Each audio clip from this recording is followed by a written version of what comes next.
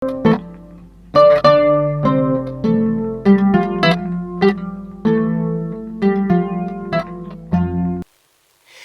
marsi kalo kilita ye san ba fila ni mugan ani fila aw minnu b'a filɛ sanga n'a ka wagati an ka bɔlɔlɔ kana la Mali kɔnɔ yan ka taa se Mali kɔkana ma an bɛ aw bɛɛ lajɛlen fo a ka wagati o cogoya la aw bɛ sigi ka ka kunnafoni min ma kɔnɔ Mali kunnafoni.net ale jabarani kan nin y'o waatu seli a y'aw bisimila.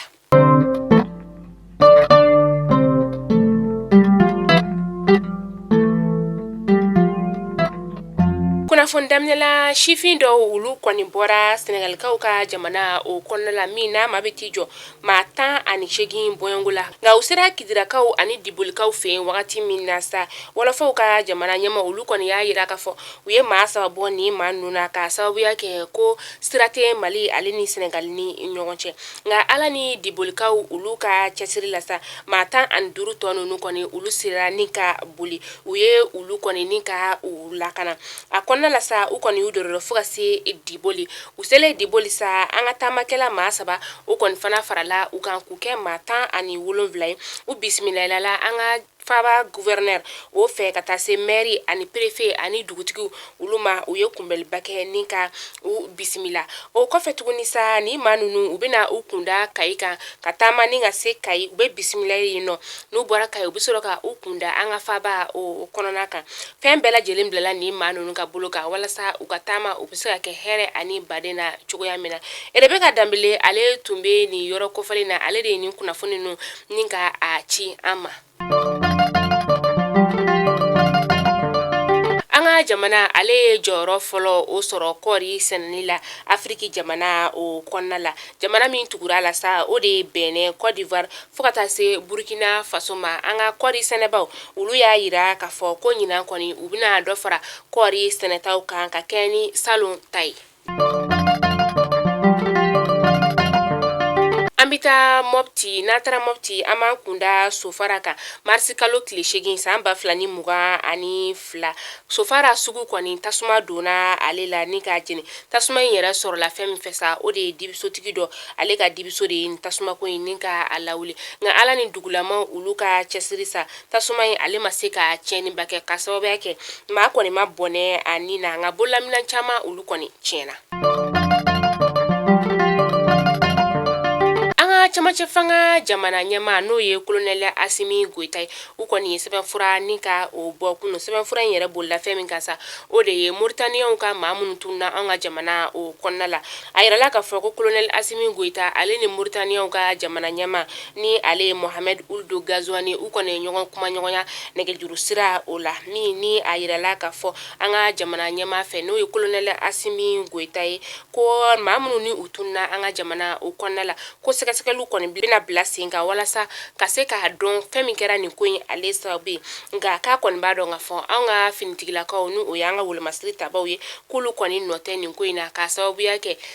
dalu kɔni ma sɔrɔ maa si bolo min b'a yira k'a fɔ ko an ka finitigilakaw de kɛra sababu ye ka ni maa ninnu ni ka u latunu an ka finitigilaka minnu yɛrɛ sa ni olu bɛ bunahadamadenya taabolo u bɛ o dɔn wa u bɛ baara kɛ u ka baara kɛcogoya o la u ka baara yɛrɛ ɲɛsinnen bɛ karɔgɛlɛn diinɛ tigilamaw olu kɛlɛli de ma ko maaw ko u hakili to u yɛrɛ la k'a sababuya kɛ Mauritanie ale kɔni kɛlen don k'i bolo bɔ an ka jamana nɔfɛ kabini CEDEAO ale kɔni ye an ka jamana ni ka a ɲangi Mauritanie kɔni y'i bolo bɔ an ye Mauritanie de bɛ ka fɛn caman ni ka o kan ye walasa ka se ka Mauritanie ale ka se ka I bolo lasegin o kɛra sababu ye ni ka se ka nin kuma ninnu ka u fara fara ɲɔgɔn kan ko maaw k'u hakili to u yɛrɛ la nka sɛgɛsɛgɛliw kɔni sigira sen kan.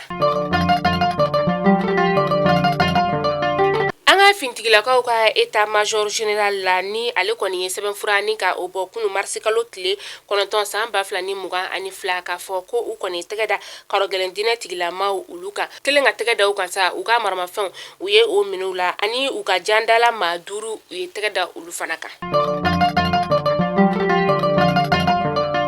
An bɛ taa kɔkan kibaru la an bɛ taa Senegalikaw olu fɛ yen nɔ Wolofaw ka jamana ɲɛma n'o o ye Macky Sall ye nin wagati in na ni ale ye Union africaine fana ɲɛma ye a ka fɔla ko ani Vladimir Poutine na ni ale ye Russikaw ka jamana ɲɛma ye k'u kɔni ye ɲɔgɔn kuma ɲɔgɔnya kunu marsi kalo tile 9 nɛgɛjuru sira o la Macky Sall yɛrɛ a ye foli kɛ ni ka ɲɛsin Russikaw ka jamana ɲɛma ma ni o ye Vladimir Poutine ye k'a sababuya kɛ u ka kuma ɲɔgɔnya la a ye kuma ni ka o nɔgɔya a bolo kosɛbɛ kuma ɲɔgɔnya min yɛrɛ ni a bolila fɛn min kan o de ye gɛlɛya min bɛ Rusi ale ni Ukraine ni ɲɔgɔn cɛ ni wagati in na.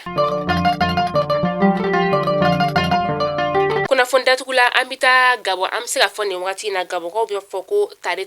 ka sababuya kɛ u ka jamana ɲɛmaa n'o ye Ali Bongo ye ale kɔni kumana kunun jabaranin na n'o bɛnna marisi kalo tile 9 ma a y'a yira k'a fɔ ko kɔni kelen don ka waleya minnu ta walasa ka se ka dan sigi coronavirus ye ale o waleyaw kɔni bɛna dabila nka u ka gouvernement kɔni bɛna communiqué ni o ye sɛbɛnfura ye ka o bila walasa ka se ka baara ninnu tɔ ni ka a ɲɛfɔ jamana kɔnɔdenw ye.